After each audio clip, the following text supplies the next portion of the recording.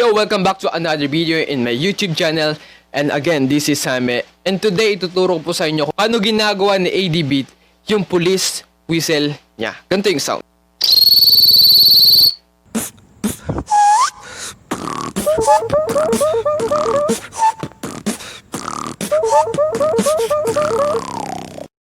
So, gaya nga nasabi ko dun sa intro ng video na to, ituturo ko sa video na to kung paano ginagawa yung police whistle na ginagawa ni AD Beat. Kung kilala nyo si AD Beat, siya yung isa sa pinakamagaling na at sikat na beatboxer dito sa Pilipinas. So ayun, ginawa nyo tong sound na to, yung police whistle sound na to, sa kanyang prank.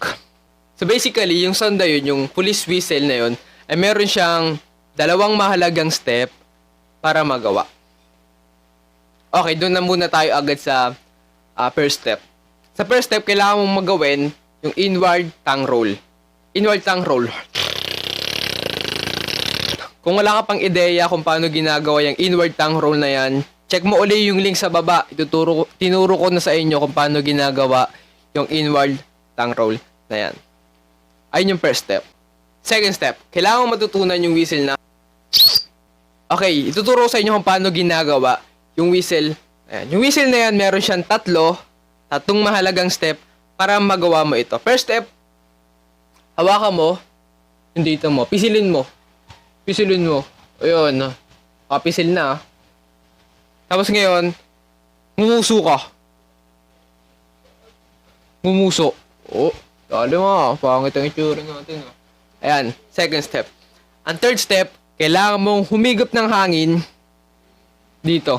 Kailangan dito mo siya papadaanin sa, yan, parang sa kanal na yan. Yan. So, na-create natin habang pinipisil natin yung labi natin. Pagsamahin natin yung first step hanggang third step, hanggang yung sounds.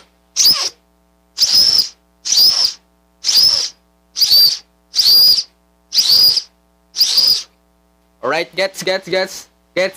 Alright, balik tayo dun sa tutorial na police whistle na ginagawa ni AD Beat. Okay, first step, kailangan mong gawin yung tongue roll. Inward tongue roll, Inward tongue roll. Tapos gagawin mo ngayon sa second step, pagsasamahin mo yung first step at yung second step, o yung first sound at yung second sound. Inward tongue roll, tapos yung whistle na tinuro ko sa inyo kanina. Ganito yung magiging sounds.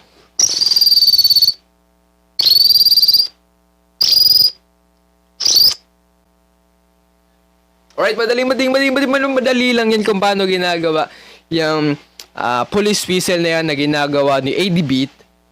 Yan. Ngayon, alam nyo na kung paano ginagawa yan, yung ginagawa ni AD Beat na police whistle. Sana meron kayo natutunan sa beatbox tutorial na to. Police whistle by AD Beat. Yun, kung meron kayo natutunan, huwag nyo kalimutang mag-subscribe, i-like, i-share tong video na to para dun sa mga kaibigan natin na gustong matuto ng beatbox. Muli ako si Jaime, kita-kita po tayo sa next na video ko. Bye-bye!